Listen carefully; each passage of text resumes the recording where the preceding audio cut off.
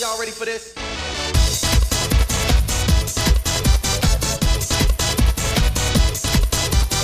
Yes, your brakes work. Hey guys, welcome back to Karting with Chris, and yes, I do not know how to spell the word lap. I probably should go back to kindergarten. It's first grade, SpongeBob! Because some of you guys realize that I spelled lap wrong and put lamp instead. So today we'll be doing the final race of the Dallas Karting Complex League race. If you haven't seen the pre-final, go check it out. It was pretty good. So we are starting on pole. Haven't started on pole here before, but I imagine it's like most places when starting on pole. So I only really know two people going into this race. Obviously I know my brother, he'll be starting in 11th. And I know the person directly behind me, his name's Chance, he's starting in 3rd place. So what you're about to see is going to be the worst start in Dallas Karting Complex history. So we're going down the straight here, we're gridding up, and I tap the back of my helmet telling Chance behind me to push me so we get a better start. But I think there was something wrong with his cart at the beginning because he didn't push me. And so the people on the right, as the flagman waves green, so watch the people on the right. They are pushing each other and they're just going to get a much better start than me. And this guy in 2nd place is now in 1st. I have to hold it on the inside. I go down a position and I'm still side by side with the guy who started in 4th place. So going through these couple of corners up here, the guy is still on my inside, but we're going to be able to hold it around the outside, and we're going to be able to slide into 2nd place through this double left-hander up here. So coming out of this double lefter, I tap my helmet, I point in front. I want to catch up to this guy in 1st because he gapped us already. Going through the chicane, I totally misjudge how cold my tires are. I get completely sideways, and then I'm down into 3rd place now. Going into this left-hander up here, we do have someone on our inside, and we're going to go down into 4th place. So we started this race in 1st. We're down to 4th. Hopefully we can gain some more positions. Don't let the guy in 1st pull away. Going through this right-hander up here, the guy in front of me just goes way too hot. I get the momentum, and now I'm going to dive on the inside. We're back into 3rd, and hopefully we can catch up to 2nd and start pulling away from everyone. So going through these last couple of corners, we're about to end lap 1, start lap 2, and this first lap has not been very good. I mean, I guess we could have been wiped out and gone into dead last, but the guy who started in 2nd, he's in 1st place now, and he's gapped the whole field like crazy. But we know from the last video that we can catch up to him, and it's not impossible to get 1st place. So we are slowly catching up to cart number 29 in front of us right here, and I noticed he was a little bit more off pace than I was, so if I do end up catching up to him, I probably aren't going to work with him. I probably want to pass him and start catching up to the guy in 1st place.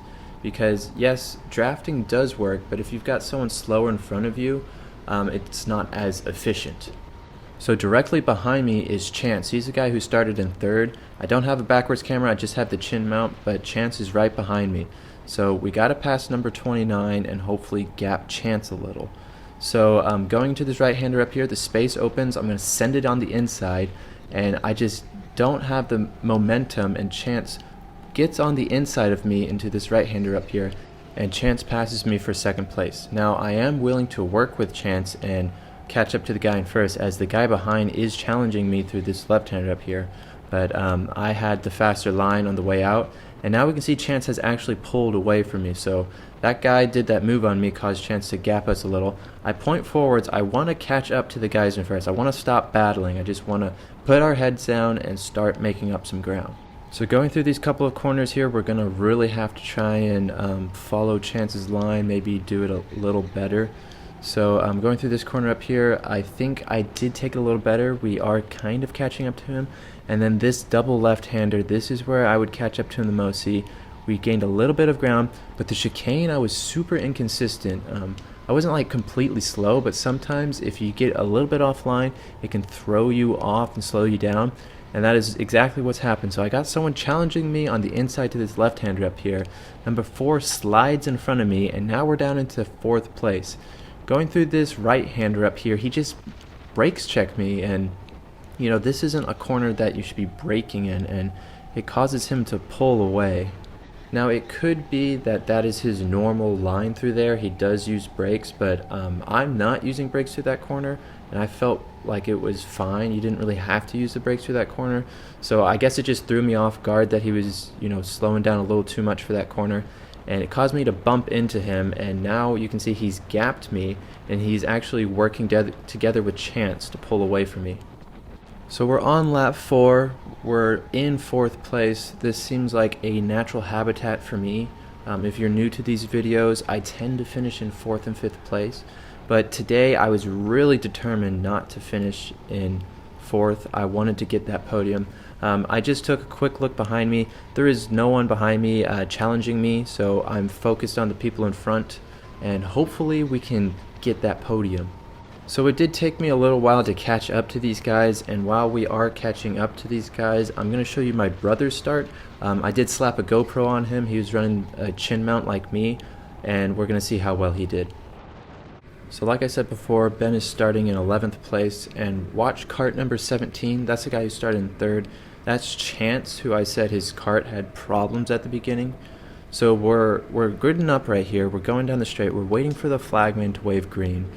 Obviously I can't tell exactly what Ben's thinking, so I'm just going to tell you what he's doing. So we can see cart number 17 right in front of Ben. He gives him a little push. That's Chance, and something must have happened because he should have been right on my bumper. Going to turn 1, a bunch of people go out wide. My brother swoops in. He passes like 4 people, but now he's got the outside going into this right-hander up here, and they all pass him back. He holds it around the outside. He's not sliding in position with anyone yet. Going into this left-hander up here, he's got the inside yet again, and he's going to pass 2 more people. And now he's going side by side through the chicane, and he's going to get challenged on the inside through the chicane. He's got number 19 who slides in front of him, and now he's up into 6th place. So he's gained 5 positions, and the lap's not even over yet, so he did pretty good. Going into this left-hander up here, we're going to watch number 19 go for the move on number 4. So going into this right-hander up here, it's a bit of a dive bomb number 19 does, but it was pretty clean. The gap was there. And watch what number 4 does on number 19. He just completely turns across him. That wasn't even the right turning point. And to me, that was just a completely ridiculous thing to do. I mean, you should be racing cleanly, and that was, so ridiculous that someone would even do that. So going down the straight here, my brother's going to follow number 4. He's going to start pushing him to get in front of number 19. They're side by side. Number 19 actually has someone pushing him going into this corner up here. But my brother's got the inside. He's going to hold it around the inside. Number 19 did pretty well to hold it around the outside. Number 19's a bit far behind my brother, and my brother's able to take the normal racing line through this right-hander, and now he's up into 5th place. So that was a pretty good first lap. He started in 11th, and he was able to get up into 6th place. He found the right gaps at the right time and tried not to get into any trouble. Right now on lap 4, he's still in 5th place. He did start gapping the people behind, but he wasn't really able to catch up to me in 4th place, so he was kind of in no man's land for the rest of the race. So that incident with cart number 4 and cart number 19, where number 4 pushed out number 19, I don't know if they were friends and they were just joking with each other. That could be why they did that. But in my opinion, that was really dirty. Hoping that we don't see that again. But let me know what your opinion is. I'd like to know if I'm just viewing it at the wrong angle. But anyways, that's all in the past. We're on lap 5. We're trying to catch up to the people in front of us. And we aren't really catching up to the 2 people in front of us, especially on the straights because they're drafting together. In the corners, I can kind of keep up to them. But more importantly, we are catching up to the guy in 1st place. So if you're interested in my review of this league race, maybe because you're about to do a league race or you're thinking about signing up for one, based on my experience, I would give this a 9 out of a 10. So the reason it's a 9 out of 10 and not a 10 out of 10 is because of a couple minor things. The big thing I didn't like about this race was the timing. So the drivers' meeting started at 7:30 p.m. and the racing didn't finish till about 12:30 a.m. And if you got like work in the morning or you have to wake up early the next day, it can be a little tricky because my brother and I didn't get home till about 2:30 in the morning. Granted, we do live about an hour and a half away from here, but a lot of people are saying they usually get home at like 1 to 1:30. But I would recommend coming to this track. It was a lot of fun this day, and I'm actually thinking about coming again to this league race. It's not going to be the very next one, it's going to be one of them in the future, but if I do come out, I will invite a couple of you guys so we can go head to head. But there is one rule if I do invite you, and that is you have to let me win. It's written in the rule books that you have to let me win, so don't hate the play or hate the game, but just keep that in mind. So if you do come out here and you weigh like 200 pounds, don't feel like someone who weighs 60 pounds is going to beat you. They do have two different weight classes, so they've got the lights and the heavies. Anyone can drive in the lights, but you have to be 190 pounds or over to be in the heavies class. And actually, if you're interested in seeing some of the heavy races, I would check out a YouTube channel called Illegal Alien. He does really good videos. He's been at DKC for a number of years, and he does the heavies classes, and he's pretty good, so I would check out his videos. So that's enough of me rambling. I know you're probably sick and tired of me just talking about nonsense. We're on lap 7. I'm going to skip ahead where we start catching up a little more to first place and a little more action happens. So we skip ahead to the end of lap 8. We're about to start lap 9, and if you look ahead of me, you can see that the two people in front of me have caught up to first place, and they're actually going for the move on first place. So there is some battling happening up ahead, and that will slow them down. So hopefully they'll battle just a little bit more, and we can catch up and join that battle for the podium. So through the corners, I'm definitely going to be the same, if not a little faster than them. But on the straights, if they're drafting with each other, they're definitely going to pull away from me. So hopefully they start going side by side through some corners. We can see going into the chicane, we have gained a little bit of ground, but we're still way too far behind to even get in that battle. So if the three people in front of me are smart, they'll work together and start passing until the last couple of laps. That way it makes it harder for me to join that battle. But I don't know how people race at these types of events. I'm pretty sure at a club race that is something that people would do. But here I think people tend to battle a little more. So coming through these last couple of corners here, we're about to get onto the main straight, and that's where I notice people like to pass the most, because you're on a big long straight and you're going into a braking zone, and it's a little easier to pass people versus through some technical bits. So I look behind me just to make sure my brother's not catching up to me. He's not. I just gotta put my head down, look forwards, and then going through one, there isn't passing, but we can see the guy in third is falling back from those top two people. So hopefully we can at least get into third and catch up to that guy. So during this race, I actually don't know what kind of lap times I were. The transponder was showing I was in last place the whole time, so I think it ran out of batteries or it was broken or something. I don't know if this is a common problem at DKC, but I would have really liked to know what kind of lap times I was doing, seeing if I was actually catching up to these guys. But looking forward into this left-hander up here, this is where I noticed people would make the most mistakes. As we see, the guy in third goes really wide. He must have went really hot, and he's starting to fall behind from the two guys in front. If he is kind of within that slipstream, he can keep up, but we are definitely getting closer to that group of three.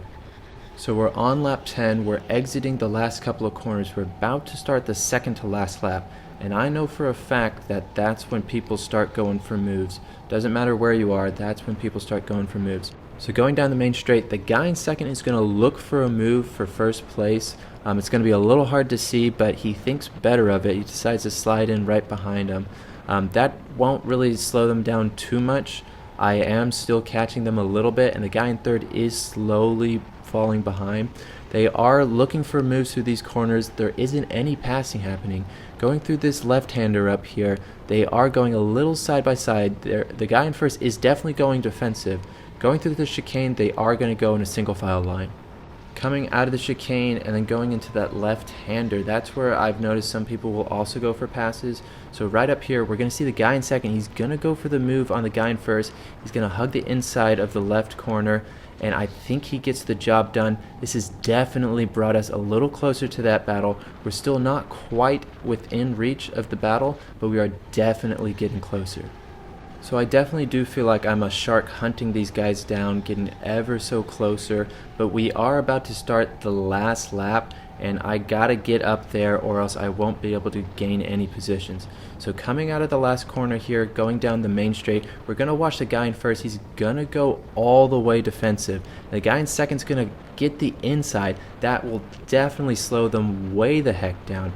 So going through turn 1, you can see how much that has slowed them down. I've definitely gained a lot of time on them. They're still going side by side through these couple of corners up here, and we can see I've now caught up to them. I'm going to go side by side with the number 26 card into this left-hander up here.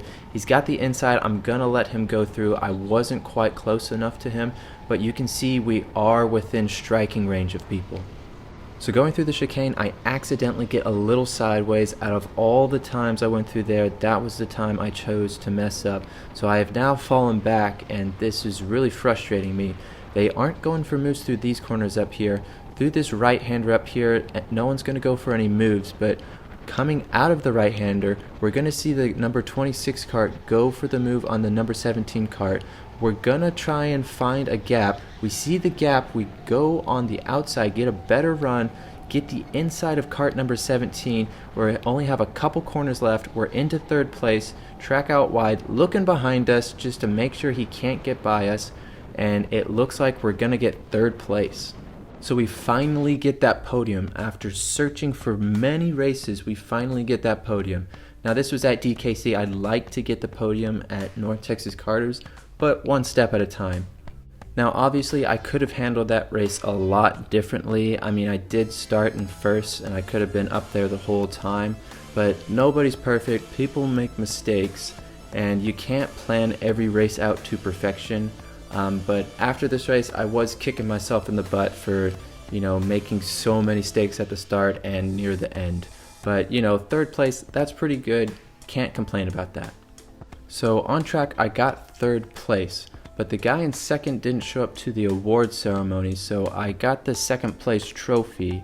So I don't know what to call that. Did I get third? Did I get second? But whatever. This was a really good race and I really enjoyed those last couple of laps.